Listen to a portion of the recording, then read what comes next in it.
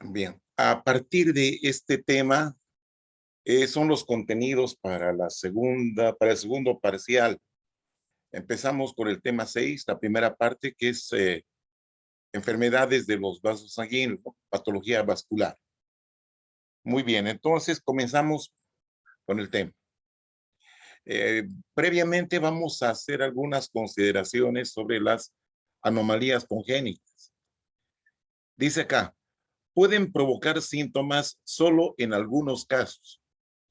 Las variantes anatómicas menos frecuentes de los vasos sanguíneos pueden causar complicaciones durante la cirugía. O sea, que estos problemas de anomalías congénitas vasculares, como tal, no causan mayores alteraciones en la vida cotidiana, pero sí puedan producir problemas en casos de intervenciones quirúrgicas, de emergencias quirúrgicas. Entonces, acá sí podemos tener alguna complicación, ¿sí? Aquí señala, mire, como puede ocurrir al lesionar un vaso situado en una localización inesperada, o sea, en un lugar donde no corresponde. Entonces ahí se puede cometer alguna, eh, algún error, ¿no? De manipulación. Entre otras anormalidades congénitas, hay tres que merecen una mención especial, dice acá. Los aneurismas saculares. Los aneurismas son simplemente dilataciones por debilidad de la pared del vaso. ¿Ya? Entonces se inflan así pierden su tono muscular. Eso se llama aneurisma, son dilataciones, ¿no? También acá menciona a las fístulas arteriovenosas. Son conexiones directas entre arterias y venas, sin lecho capilar. O sea que pasan directamente del territorio arterial al venoso, sin atravesar el lecho capilar. Otra anomalía es la displasia fibromuscular. Se trata de un engrosamiento focal de las paredes de arterias musculares, o sea, las mediano calibre, por hiperplasia y fibrosis de la media y la íntima, o sea, de la muscular y la íntima, ¿no es cierto? La íntima, entonces, se supone que involucra al endotelio y el tejido subendotelial. Bien, entonces, eh, ahora vamos a entrar a lo que es problemas de la alteraciones de la presión arterial, hipertensión, etcétera, ¿no es cierto? Acá tenemos la regulación de la presión arterial. Nuestra presión, por lo general, siempre está sujeta a aumentos y disminuciones, que son variaciones fisiológicas, ¿no es cierto? Lo que trata de mantener nuestro sistema es en una normotensión, o sea, una presión arterial normal. Bueno, entonces, ¿qué significa esto? Eh, Tenemos sensores a nivel del corazón, sensores que detectan, ¿ya? Una presión arterial que puede subir o bajar, ¿no es cierto? ¿Qué es lo que pasa si hay una disminución de la presión arterial? De las aurículas se liberan una hormona, ¿no es cierto?, que se llama el péptido natriurético auricular.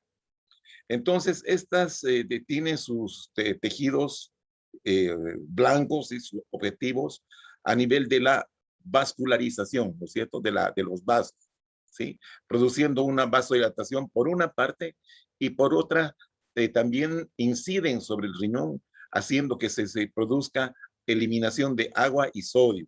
Esto disminuye el volumen de sangre y de esta manera disminuye la presión arterial, ¿no es cierto? Eso, digamos, en caso de que haya una hipertensión. Ahora, cuando la presión arterial disminuye significativamente, también hay mecanismos compensatorios, ¿no? Entonces, acá continuamos. Esa disminución de la presión arterial ya, nos va a llevar a una disminución del volumen y la resistencia vascular que disminuye, ¿no es cierto? Y eso también puede ser atribuible a problemas vasculares a nivel de la arteria renal, como ser la estenosis. Entonces, acá, obviamente, al disminuir la presión de llegada al riñón, eh, la tensión arterial baja a nivel del riñón, haciendo que el sodio también baje, el sodio renal. Entonces, ante esta bajada del sodio, se activa la renina, que va a actuar sobre una proteína que es el angiotensinógeno, que está circulando, que se produce en el hígado, ¿sí? Entonces, gracias a la renina más el angiotensinógeno, se convierte en la angiotensina 1. Estos al pasar por el hígado, aquí en el hígado se produce una enzima, ¿no? Una enzima convertasa o conversora, ¿sí? Entonces, esta enzima es producida por el endotelio principalmente en el pulmón, ¿ya?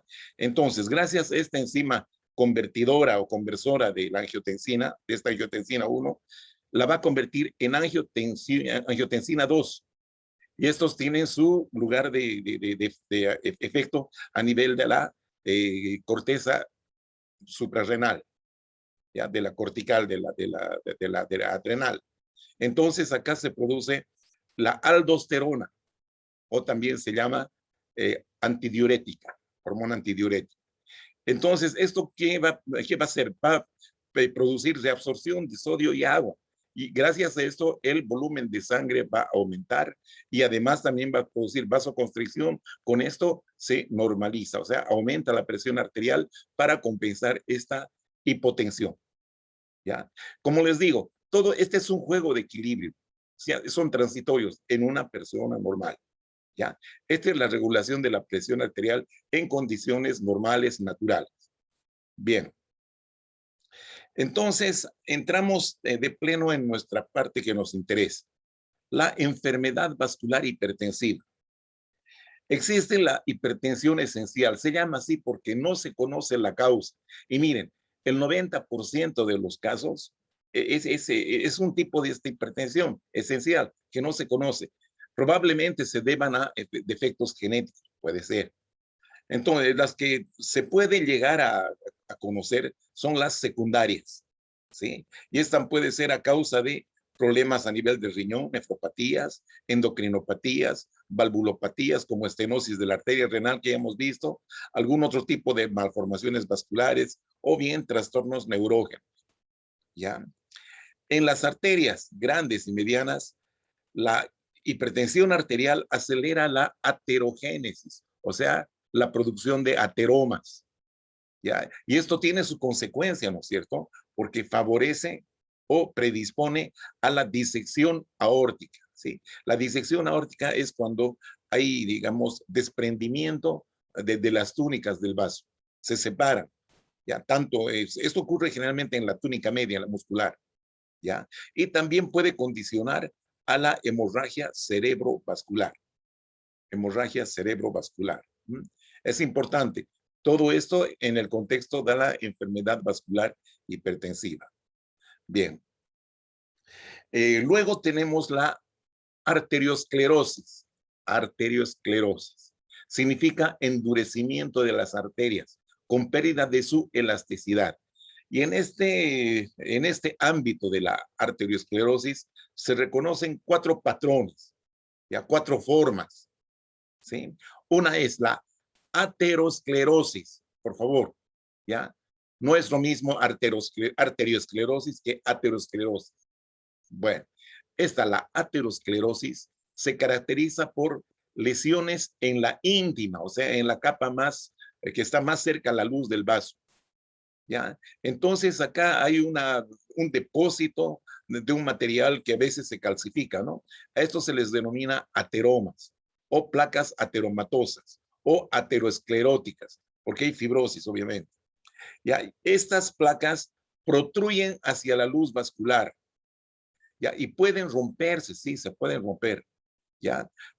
Ocasionando una oclusión súbita, porque en ese lugar de rotura obviamente va a haber una coagulación, se va a coagular, ¿verdad?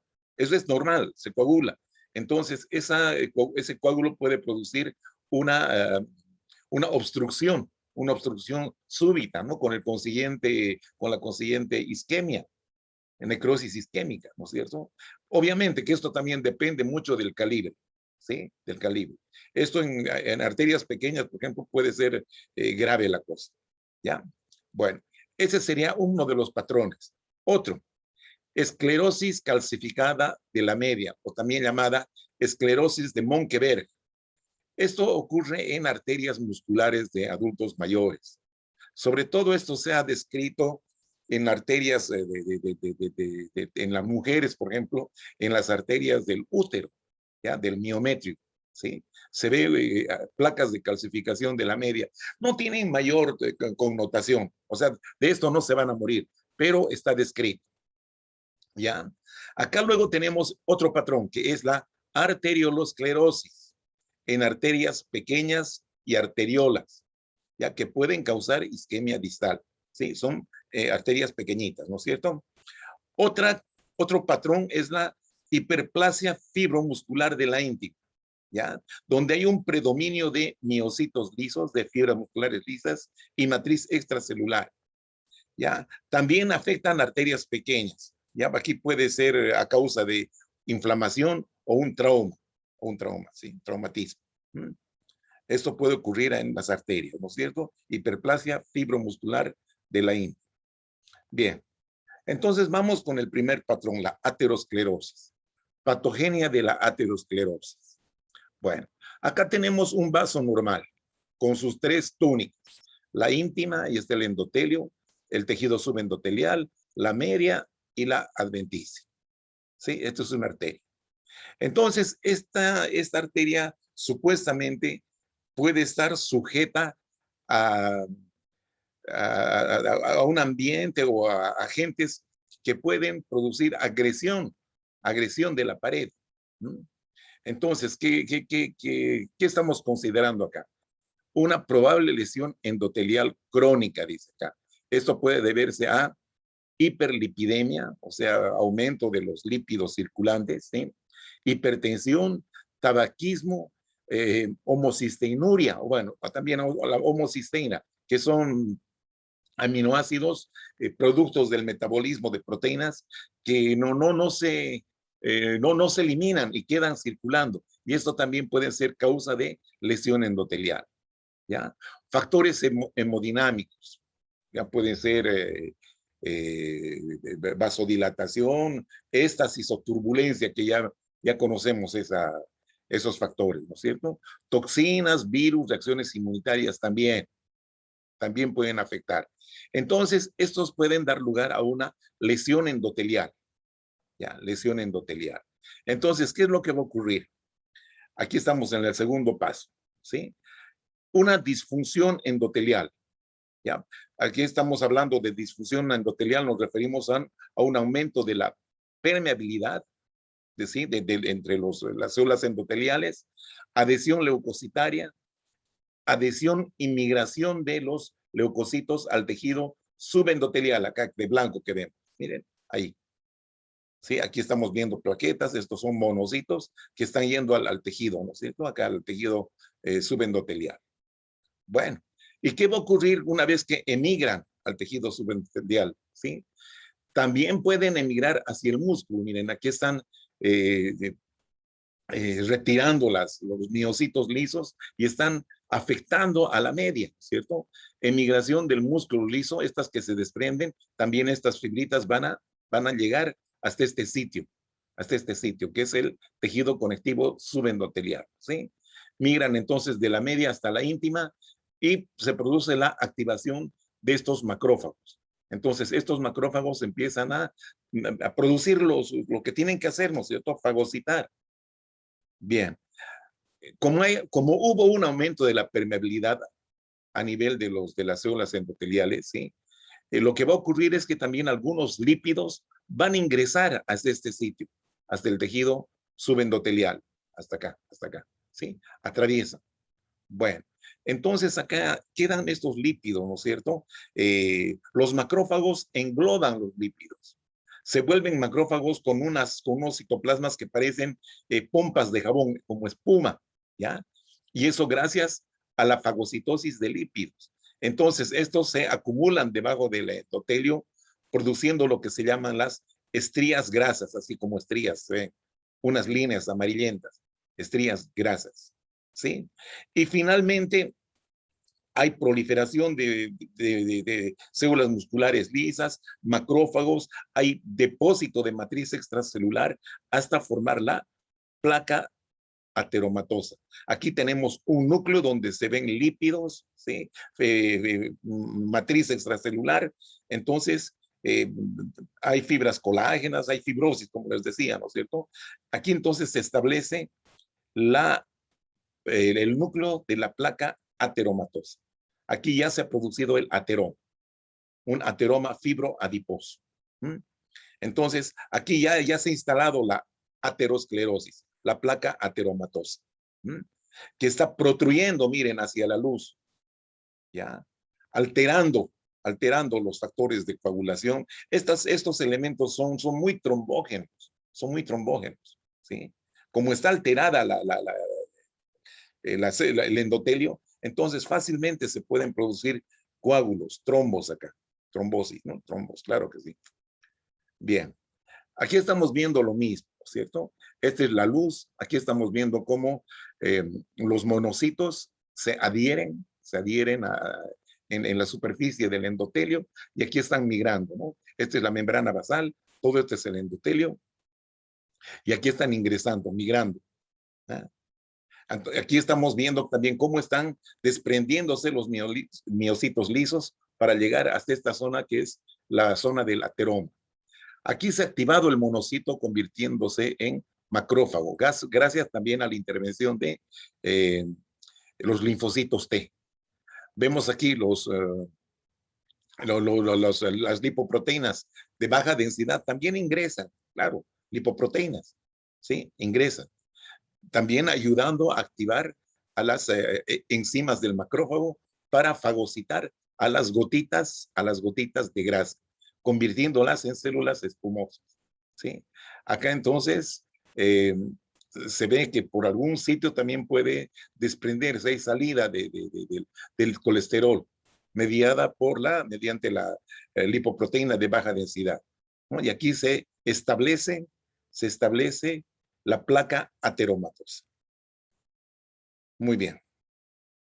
Morfología de la lesión. Conforme va evolucionando, ¿no?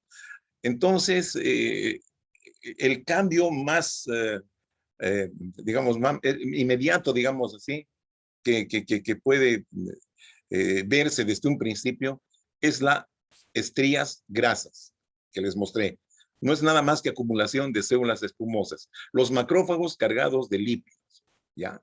Luego se forma la placa aterosclerótica, ¿ya? Engrosamiento de la íntima que está protruyendo hacia la luz, ¿ya? Entonces se pueden ver varios ateromas aislados. Eso no es infrecuente, ¿ya? Pero también puede ser ateromas que coalescen, se unen formando grandes placas, ¿no es cierto? Entonces también estos ateromas pueden ir creciendo. A esto se llama la progresión de los ateromas. Entre las complicaciones tenemos la rotura de esas placas con hemorragias, ¿sí? Hemorragias bastante importantes. Trombosis, aneurismas, estenosis, ¿no es cierto? Porque ahí si se ha roto, entonces tiene que haber un coágulo, ¿no? Y a veces esos coágulos se van a organizar produciendo una disminución de la luz del vaso, ¿no? Bien. Entonces acá estamos viendo, miren, las estrías grasas. ¿Eh? Las estrías grasas. Se pueden ver acá, ¿sí? Ahí está, miren las estrías grasas. Estas son arterias abiertas, ¿sí? Acá se ven ya las placas que están coalesciendo. Aquí son dispersas, no multifocales. Miren, la diferencia, ¿no? Estamos viendo por la parte interior del vaso, abierto, arteria abierta. ¿Mm? Ahí vemos la histología. Esta es la muscular, aquí está el endotelio y este es el tejido subendotelial. Esta es una estría grasa. Estos son los macrófagos espumosos. Miren, estas son gotitas de grasa. ¿Eh? Entonces, esta es la estría grasa. Bueno, aquí vemos también, mire, algunas estrías vemos acá, pero este está un poquito más avanzado. Aquí ya hay ulceraciones, ya hay áreas de hemorragia. Aquí ha habido aquí un desprendimiento. Miren, una úlcera mucho más grande con coágulo acá, ¿no? Entonces, esto ya es más grave, mucho más avanzado. Bien, ahí tenemos cortes transversales. Ahí está el ateroma. Ahí está la pared. Miren esta parte del ateroma, cómo está de engrosado y cómo va disminuyendo, ¿no? la luz. Por lo tanto, el flujo también disminuye, obviamente. Acá vemos lo mismo. Aquí hay un trombito, miren. Aquí hay una recanalización. Ya, aquí pequeños luces vasculares, pero todo este es la placa teromatosa. ¿Ah? La placa teromatosa. Bueno, ahí estamos viendo. Estas son cristales de colesterol, que conforme va pasando el tiempo, estos se van a calcificar. Sobre estos cristales se deposita el calcio, el calcio. Entonces ahí se ponen las placas calcificadas, que son mucho más delicadas. ¿Ah? Son como las cáscaras del huevo, que a veces se rompen con el menor esfuerzo, ¿no? Y eso es realmente grave. Bien, vamos con el segundo patrón, la arteriosclerosis de Monckeberg. Es asintomática durante decenios. Compromete a arterias musculares pequeñas y medianas, como ser las femorales, tibiales, radiales, cubitales y genitales. Genitales es lo que más frecuentemente se ve, ¿ya? Al menos será por el acceso que tenemos a las cirugías ginecológicas donde extraen los úteros con miomas, algo así. En personas mayores se ven este tipo de aterosclerosis calcificante, ¿sí? No hay inflamación, dice acá, y afecta a pacientes mayores de 50 años. ¿Mm? Bien, ahí vemos, miren, ahí está la media y estas son áreas de calcificación. Se ve así las calcificaciones. ¿Eh? Ahí estamos viendo, aquí está la luz. Muy bien. El tercer tipo, la arteriolesclerosis, afecta vasos pequeños con engrosamiento de su pared. Esto se traduce con la producción de estenosis e isquemia. Claro, como son vasos pequeñitos, ¿sí? Este engrosamiento va a disminuir intensamente, ¿no? El flujo. Y a veces ese aumento del flujo daña al endotelio y se producen trombos. Entonces, estos trombos van a producir o trombosis aparte de la estenosis y obviamente la isquemia, la falta de llegada de sangre hacia los distintos tejidos. Hay dos tipos de arteriolosclerosis. Tenemos a la arteriolosclerosis hialina, que se ve en el riñón. También se llama la nefrosclerosis benigna. Se observa en ancianos con hipertensión arterial. También es un, es un hallazgo que se observa en la diabetes. Son secundarias a lesión endotelial, la hialina. La arteriolosclerosis hiperplásica es característica de la hipertensión maligna, donde se produce una arteriolitis necrosante, o sea que hay necrosis de la pared de estas arteriolas. Bien, aquí estamos viendo, miren, este es un corpúsculo renal, aquí está el glomérulo, donde vemos esta hialinización de los capilares. Lo mismo acá de la arteriola, que puede ser la aferente o eferente, no sé, ¿no? Hay hialinización, ¿no? Esta es la arteriolosclerosis hialina, ¿ya? Para diferenciar de la hiperplástica, miren, este engrosamiento concéntrico que prácticamente estenosa la luz, ¿ya? Es característico de la hipertensión maligna. Bien, los aneurismas. Ya habíamos comentado hace poco algo de esto, ¿no? Son dilataciones localizadas anómalas de los vasos sanguíneos. Las túnicas se encuentran disminuidas, o sea, son más delgadas y afectan más a la aorta abdominal. Existe una variante que es el aneurisma falso, o también llamado hematoma pulsátil, ¿ya? Se produce por falta de una porción de la pared del vaso, ¿ya? Entonces, estos son problemas, digamos, del desarrollo de los vasos. Entonces, una parte del vaso no se ha completado, ¿ya? Entonces queda como una ventana y ahí se nota, ¿no? Las pulsaciones, que son nada más que el reflejo de las contracciones cardíacas. Entonces, el problema más grave de los aneurismas es la rotura o ruptura. Ya, y aquellos aneurismas que son mayores de 5 centímetros se los considera de alto riesgo. Ahí tenemos los tipos de aneurismas, ¿sí? Miren, eh, este es un vaso normal para comparar. Aquí tenemos, miren, esta dilatación. esta dilatación, ¿no? Este es el aneurisma sacular, que es el aneurisma verdadero. ¿Ya? Aquí tenemos otro tipo de aneurisma, donde toda la pared está debilitada. Miren, ahí está, así, así como un tonel parece, ¿no? También es aneurisma verdadero, pero este es fusiforme, porque tiene forma de us. ¿Ya? Aquí tenemos el aneurisma falso.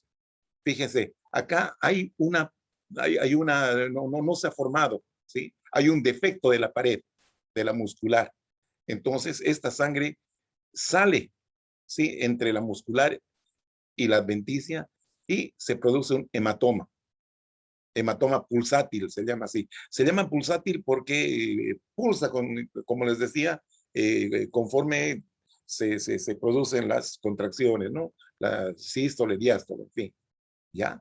Y acá tenemos otra patología. Miren, puede extravasarse la sangre. Aquí ya no hay pérdida de la pared, ¿no? Absolutamente no. Pero acá hay salida de sangre y esta sangre se concentra entre las fibras musculares, ¿ya? Y va disecando, va separando, miren. Entonces, este se llama disección aórtica. Esta es la disección aórtica, ¿m? Que es otro tipo de patología de vascular. Bien. Aneurismas de la aorta abdominal. Se presentan en mayores de 50 años. La aterosclerosis es la etiología más frecuente, miren ustedes, ¿sí? La aterosclerosis es la etiología más frecuente. Puede deberse a trastornos del tejido conjuntivo, ¿ya? Del tejido mismo que conforma la arteria. ¿Mm?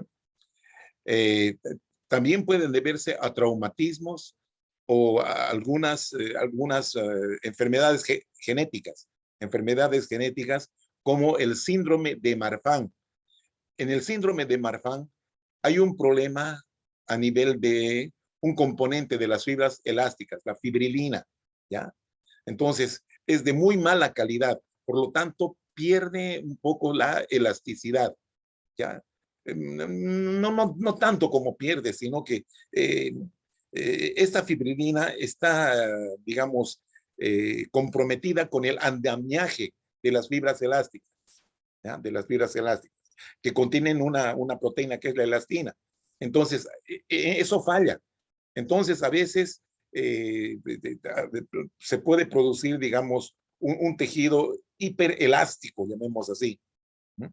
Hiperelástico. Es característico. Si ustedes pueden buscar síndrome de Marfan por internet, van a ver que son personas que tienen una fisonomía bien especial, ¿no es cierto? Alguien decía que Abraham Lincoln, el expresidente de Estados Unidos, tenía este problema. Entonces es característica, ¿no? Tienen los pómulos bien pronunciados, son gente de estatura más o menos considerable, ya, y tiene, digamos, las articulaciones bastante pronunciadas. ¿Mm? Entonces, este es el problema, ¿no es cierto?, de los aneurismas que se puede producir en este problema que es el síndrome de Marfan. También las infecciones, puede ocurrir en una patología que se llama necrosis quística de la media. Necrosis quística de la media. Es más o menos parecido a la disección aórtica, es muy parecido, prácticamente es lo mismo, ¿ya? Y otro tipo de infecciones como las arteritis, ¿ya? Las arteritis. Bueno, en la mayoría de los casos dice acá que no es posible identificar la causa. Bueno, vamos adelante. Ahí estamos viendo, miren, aquí está la aorta normal, y aquí tenemos el aneurisma, miren, parece un arbolito, un tronco de toborochi. ¿Eh? Aneurisma, una dilatación exagerada aquí, de la arteria. Bien, ahí estamos viendo, miren, acá está. Ahí vamos. ¿Eh? Un aneurisma de origen aterosclerótico. Ahí estamos viendo. Ya, esta es una vista eh, con imágenes, ¿no? Con ecocardiografía. Oye, perdón, ¿cómo llama esta? Eh, Imagen computarizada, ¿no es cierto? Imagen, tomografía computarizada, así es, eso es. Bueno, Entonces, ¿cuál es el curso clínico de los aneurismas? Pueden producir, pueden tener bastantes alternativas en cuanto a su evolución, ¿ya? Puede haber rotura de la pared y sangrado en la cavidad peritoneal, ¿sí? Una hemorragia, un hemoperitoneo también lo que se llama, ¿sí? Obstrucción en lesiones, en arterias medianas, perdón, con lesión isquémica. Obstrucción en arterias medianas con lesión isquémica, ¿sí? Émbolos de ateromas o de trombos murales. Como son tan grandes estas cavidades del aneurisma, ahí se pueden formar trombos murales, ¿no es cierto? Entonces, esto puede dar lugar a émbolos, perdón.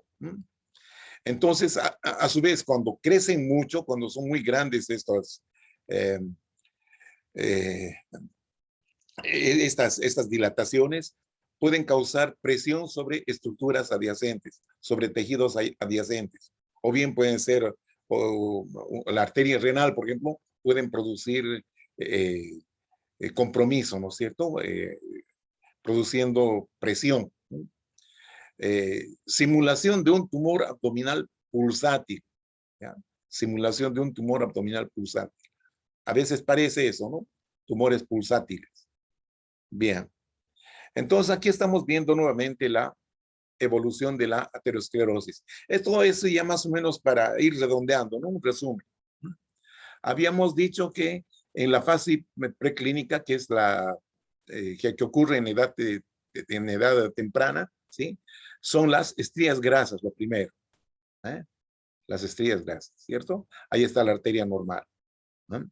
En zonas propensas a lesiones, ¿no? Lo que hemos visto, ¿sí? Hay adhesión, migración eh, de la, de las, de los elementos, ¿no? Del tejido conectivo hacia la íntima, ¿no? La estría grasa. Acá ya se forma la placa fibrograsa, ¿ya? Este sería el ateroma, ¿ya? Donde está produciendo un elemento, digamos acá, en la luz de una protrusión en la luz de la arteria, ¿ya? Y eso, como les decía también, puede producir lesión endotelial y formación de trombos. Entonces acá estamos viendo ya la placa muy avanzada, ya prácticamente está estenosando casi totalmente, ¿no? La luz, miren ustedes. Y ahí está la placa fibrosa avanzada y vulnerable. ¿Ya? ¿Ya? Entonces, esto es bastante grave, ¿cierto? Acá. Bueno, entonces vean aquí, todo viene a ser lo mismo, ¿no? Adhesión, migración de monocitos, migración de células musculares lisas a la íntima, proliferación de células musculares, elaboración de matriz extracelular, acumulación de lípidos. Bueno, acá todo ocurre, pero en mayor grado. Bueno, esta es la fase preclínica, una fase temprana donde todavía no hay, no hay una clínica, ¿no? Una sintomatología muy florida, ¿ya? Entonces, luego pasamos a una siguiente etapa, que es la fase clínica, habitualmente en edades intermedia o avanzada. Y aquí tenemos ya las complicaciones, ¿no es cierto? Trombosis mural, embolización, debilitamiento de la pared. Esto que nos puede llevar a una neurisma, rotura, ¿sí? Ya también podemos ir hacia una rotura de la placa, del ateroma, ¿sí? Produciendo hemorragia, trombosis mural, también embolización, ¿ya? Aquí la arteria puede ocluirse por un trombo, miren acá. Ya es bastante pequeño, ¿no es cierto? Es muy pequeña la luz. Entonces acá un trombo, por pequeño que sea, va a producir una oclusión completa. Crecimiento progresivo de la placa. Acá sí ya nos encontramos con una estenosis crítica, que fatalmente puede dar lugar a zonas de isquemia bastante importantes. Bien, entonces hemos visto a los aneurismas aórticos que ocurren generalmente en la aorta abdominal. Ahora tenemos los aneurismas sifilíticos, ¿ya? Que se producen en la fase terciaria de la sífilis, ¿no? De esa enfermedad. Afecta a la aorta ascendente y al callado, o sea que es mucho más superior, ¿ya? El otro, el aterosclerótico, es a nivel de la aorta abdominal, pero el sifilítico es en la aorta ascendente y el callado, ¿ya? Pueden extenderse en forma retrógrada al anillo valvular, miren, a la válvula, ¿no es cierto? A la válvula ventricular, con estenosis e hipertrofia miocárdica, claro. Ahí nos puede también dar una insuficiencia cardíaca. Comienza con la inflamación en la adventicia. O sea que los que están propensos a inflamarse son los vasa vasorum, son los vasos del vaso. ¿Ya? Y estos al inflamarse se cierran y producen isquemia de la media, ¿eh? Que a veces puede romperse, raras veces, pero puede romperse, ¿no es cierto? Eso es lo que hemos llamado también el aneurisma disecante o la necrosis de la media, ¿eh? La necrosis quística a veces de la túnica media. Eso puede ser el resultado de los aneurismas sifilíticos. Bien, ahí tenemos algunos aneurismas sifilíticos. Miren, ahí están estas dilataciones. Acá se ve, ¿eh? Una dilatación por debilidad de la pared. Aquí estamos viendo lo mismo, ¿no es cierto? La debilidad. Estamos viendo por fuera esto ya. Esto por dentro y esto por fuera. Aneurisma sifilítico. Esto es mediante también tomografía computarizada, ¿no es cierto? Miren, aquí se dilata, pero aquí está mucho más marcada la cosa. Esto generalmente podríamos considerar normal, ¿sí? Este es el callado, ¿cierto? El callado. Esta es la aorta ascendente. Ahí estamos viendo, ¿no? Esta dilatación. Aneurisma sifilítico. La famosa disección aórtica que hemos mencionado tantas veces está asociada a aneurismas. La sangre produce la separación a lo largo de los planos laminares de la media. Bueno, eso es lo que hemos llamado también degeneración quística, ¿eh? Se clasifica en dos tipos, A y B, de acuerdo al riesgo y a las complicaciones. Vamos a ver enseguida esto. Pueden romperse estas disecciones produciendo hemorragia masiva. El riesgo depende de la ubicación. Son más peligrosos los que están más próximos al corazón. Afecta más a varones entre 40 y 60 años, con antecedentes de hipertensión arterial. ¿Ya? También pueden ser causa alteraciones del tejido conectivo, como ser el síndrome de Marfan, que ya les he mencionado. También la introducción de sondas o traumatismos. Estamos hablando de la disección aórtica. Bien, ahí tenemos, ¿no? Para clasificar este tipo de aneurismas, ¿no es cierto? Estamos viendo acá el callado, la ascendente, la descendente, ¿no? Mire, hay dos sistemas, el sistema de Stanford y el sistema de DeBakey. Bueno, vamos con este sistema. Clasifica en dos, en tipo A y tipo B.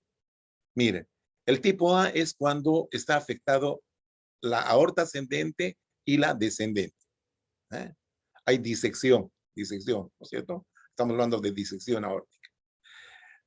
El tipo B sería la disección de la aorta descendente. ¿Eh? Ya, el tipo B. Estos son tipo A, donde están la ascendente y el callado, digamos, y parte de la descendente. Acá principalmente la descendente, en el tipo B. En el otro sistema, en el de B, que tenemos 1, 2 y 3. Este es el 1. Ya, prácticamente es más complicada la cosa. Ascendente, descendente. El tipo 2 únicamente la ascendente. Y en el tipo 3 de DeBakey, la descendente.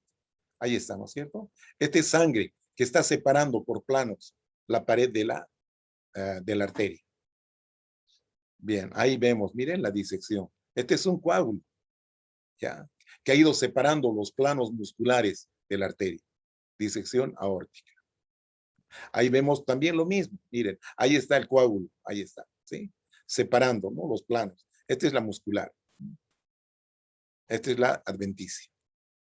¿Ya? Este sería la luz. ¿Ya? Disección aórtica.